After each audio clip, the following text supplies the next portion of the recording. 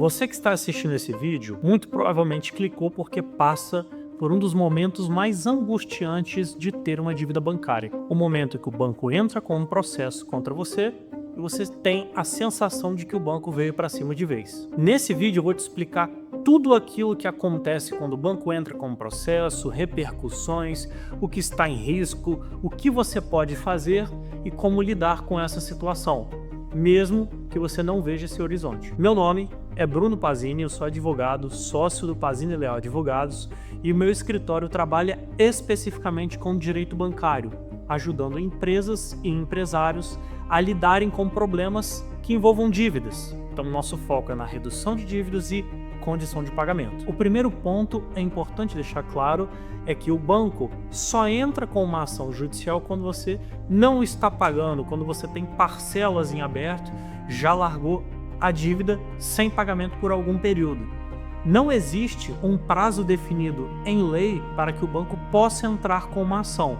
Ele pode entrar com uma ação e normalmente o faz tão logo você fique inadimplente.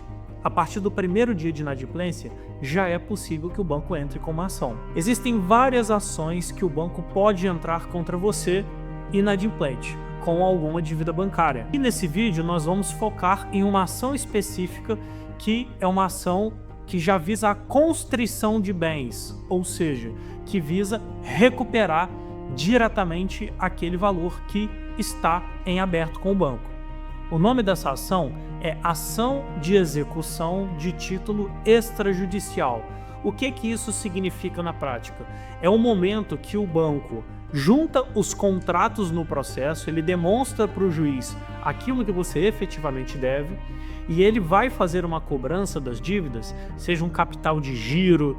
Quando o banco ingressa com uma ação de execução de título extrajudicial contra você, é muito comum, e talvez você esteja nesse momento, pensar: meu Deus, vou perder tudo, meu patrimônio está completamente em risco e não existe mais saída para mim. Essa percepção ela é muito comum, mas ela só é verdade até certo ponto. Isso só acontece caso você não saiba como agir, porque isso mistura medos reais de medos imaginários. Por isso mesmo é importante você ter a dimensão do que o banco efetivamente pode e vai fazer e quais são as repercussões disso na justiça, além de, claro, saber como agir. O banco, quando ele ingressa com uma ação de execução contra você, ele visa cobrar um crédito de forma antecipada que não está sendo pago. Então, por exemplo, você tem um capital de giro de R$500 mil, um empréstimo pessoal de R$300 mil e você deixou de pagar 2, 3, 4 parcelas, por exemplo. O banco ele não vai cobrar nessa ação apenas as 3 ou 4 parcelas que estão em aberto, mas ele vai antecipar todo o valor do contrato. Então, a primeira característica da execução é a antecipação dos valores. Ele vai cobrar o valor integral. Quando ele fizer essa cobrança, adicionando taxas, adicionando verbas de sucumbência, verbas para o advogado, taxas judiciárias, ele vai ingressar na justiça e, claro, com uma linguagem técnica, ele vai pedir basicamente para o juiz o seguinte, e na maioria dos casos: juiz, o senhor fulano não me pagou e eu tenho um crédito com ele de, por exemplo, R$600 mil. Estou entrando na justiça para poder reaver esse valor. Eu, o banco, sou credor de uma dívida de R$600 mil e eu quero que isso seja pago via provimento jurisdicional. Dê um prazo de 3 dias para que o senhor fulano pague essa dívida de R$600 mil à vista. Esse é o primeiro ponto que o banco vai alegar no processo. Ele vai dizer que tem um crédito, vai comprovar o crédito e mostrar para o juiz que ele é credor de uma dívida que deverá ser paga em 3 dias e à vista. Isso vai fazer com que chegue na sua casa, no seu trabalho ou no local onde tiver sido anotado como seu endereço no contrato, uma cartinha ou até mesmo um oficial de justiça dizendo que você tem um processo judicial, que você está sendo citado e que você deve pagar essa dívida em até 3 dias ou constituir um advogado para fazer a sua defesa, realizar a sua defesa em até 15 dias em alguns casos e em prazos diferentes dependendo da situação. Nesse tipo de situação é importante que você mantenha a calma, porque é muito improvável que você tenha um dinheiro para pagar aquele empréstimo, aquela dívida em 3 dias e à vista. Então, é comum que você não faça o pagamento. Isso vai gerar algumas repercussões dentro do processo. O próximo passo é o juiz entender que, como você não pagou, começarão os atos de penhora. Então, o primeiro ponto, independentemente de ter sido realizada uma defesa ou não, apenas algumas hipóteses de um escritório especializado em direito bancário pode fazer para você, essa dívida não é suspensa, essa cobrança ela continua. O primeiro passo que o banco vai buscar é dinheiro. Então, dinheiro em conta, ele vai verificar em quais lugares você tem conta, o juiz vai utilizar sistemas judiciais como, por exemplo, o Sisbajut, em que o objetivo é verificar investimentos, aposentadorias, eventualmente privadas, dinheiro, qualquer título que você tiver para poder saldar aquele crédito com o banco. É muito comum que nesse momento algumas pessoas cheguem aqui no escritório e falem: Doutor Bruno, eu sempre ouvi falar que o salário é impenhorável, então o meu salário está tranquilo. E não é bem assim que funciona na prática, porque nem o juiz e muito menos o banco te conhecem. E não existe lá no seu extrato bancário uma setinha, não existe uma legenda explicando: esses 10, 20, 30 mil reais aqui são de salário, então não pegue, beleza, juiz? Não é assim que funciona. Na prática, o juiz, como ele não te conhece, não existe essa setinha, essa legenda, essa explicação, o juiz ele manda bloquear o valor para depois ter que vir um advogado e pedir para desbloquear, comprovando que isso aqui se trata de salário. Agora, quanto tempo você acha que demora para o juiz dar uma decisão desbloqueando esse valor? Tempo suficiente para que você crie outros problemas na sua vida que não apenas o da dívida. Então esse primeiro momento é marcado por busca de liquidez, busca de dinheiro, ativos em conta e tudo aquilo que você tiver ali nos bancos que você possui contrato. O segundo momento é, caso não tenha sido possível saldar toda a dívida com os valores que você tem em conta, é buscar imóveis e automóveis no seu nome. Então são utilizados sistemas como, por exemplo, Renajude, Infojude, SREI, são vários sistemas que visam buscar o que você tem no seu nome. Então, se você tiver imóveis, automóveis, se você tiver algum, por exemplo, criptoativos, já terá sido verificado. São várias situações que são verificadas para poder tentar pagar a dívida. Se você não tiver, obviamente não vai pegar, porque você não tem no seu nome. Mas você tendo isso no seu nome, são situações que são utilizadas, idas ao leilão, por exemplo, para poder ajudar a pagar a sua dívida.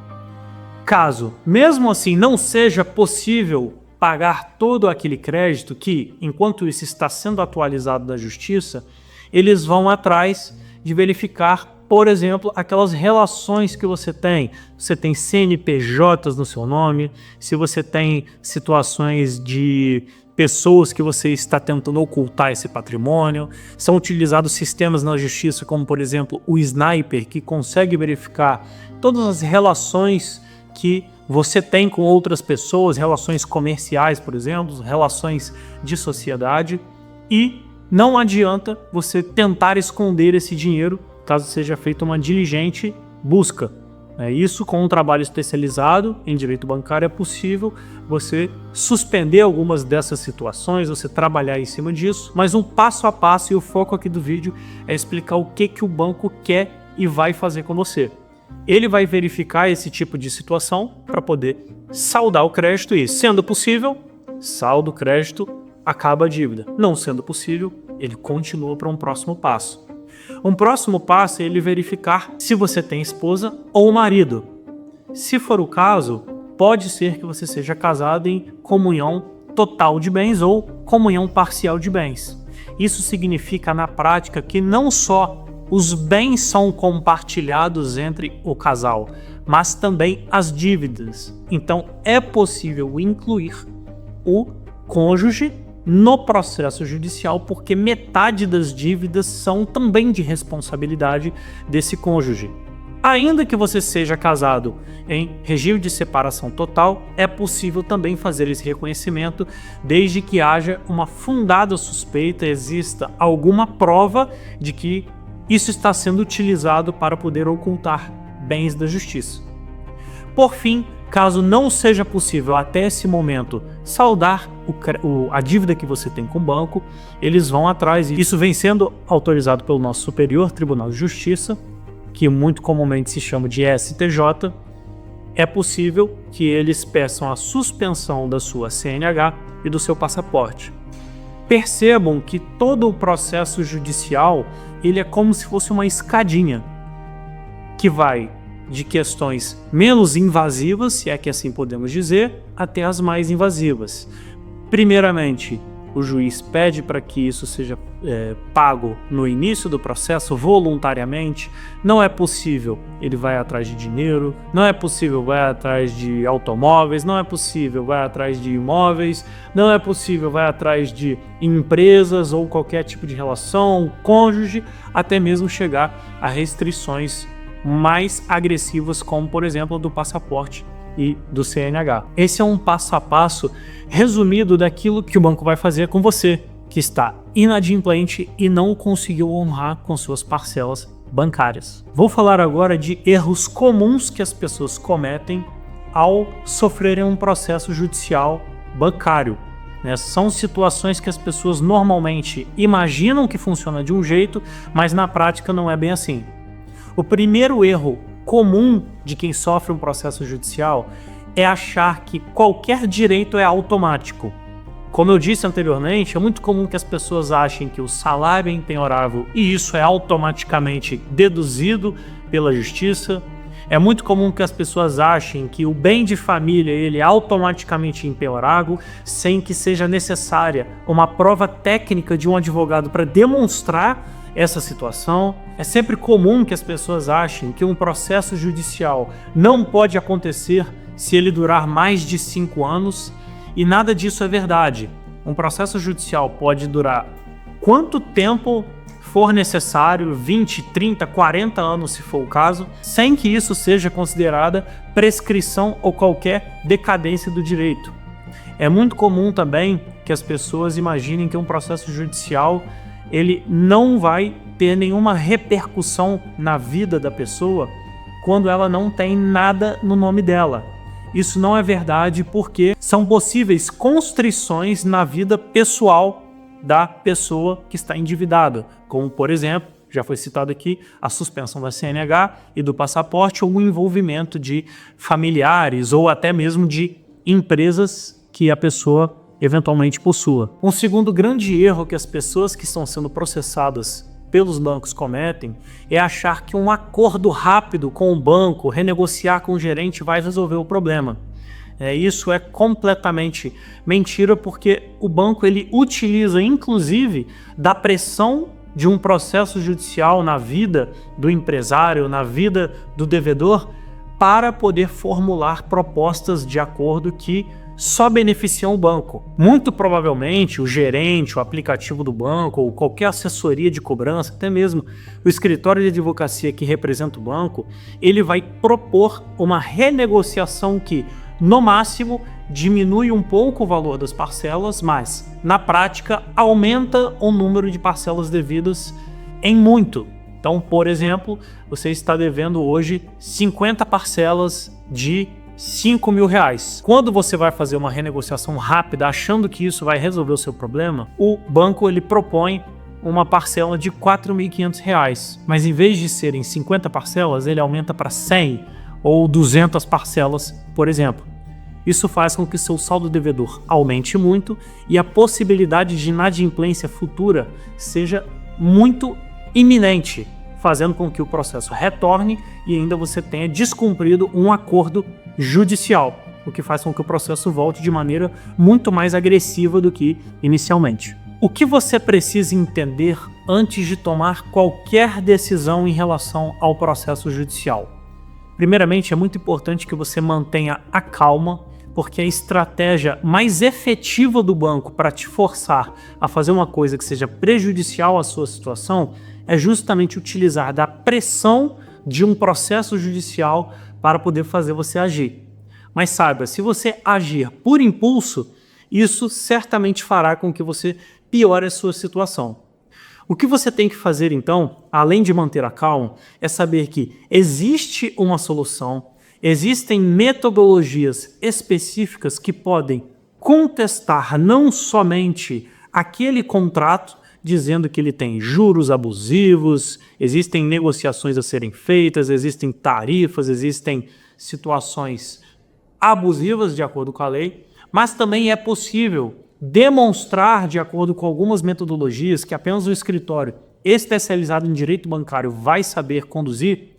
Existem formas de demonstrar para o banco que não é bom para ele continuar com o processo judicial.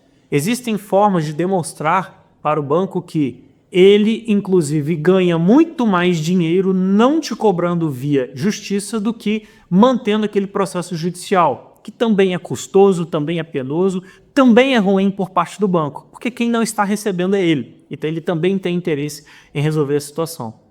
O importante é que você não fique inerte, mas também não atue com base no medo, no impulso do banco em assinar uma renegociação. A minha recomendação é que você procure um escritório especializado em direito bancário que saiba analisar com exatidão, porque faz isso todos os dias, quais são os pontos fracos do banco em relação à cobrança e trabalhar dessa maneira para poder trazer melhores condições de pagamento, tempo, porque hoje o tempo é um ativo muito importante na sua vida, redução da dívida e também proteção patrimonial para que todo o caminho seja feito com segurança. Esse problema só será resolvido com ordem, prioridade e metodologia específica, e não com desespero.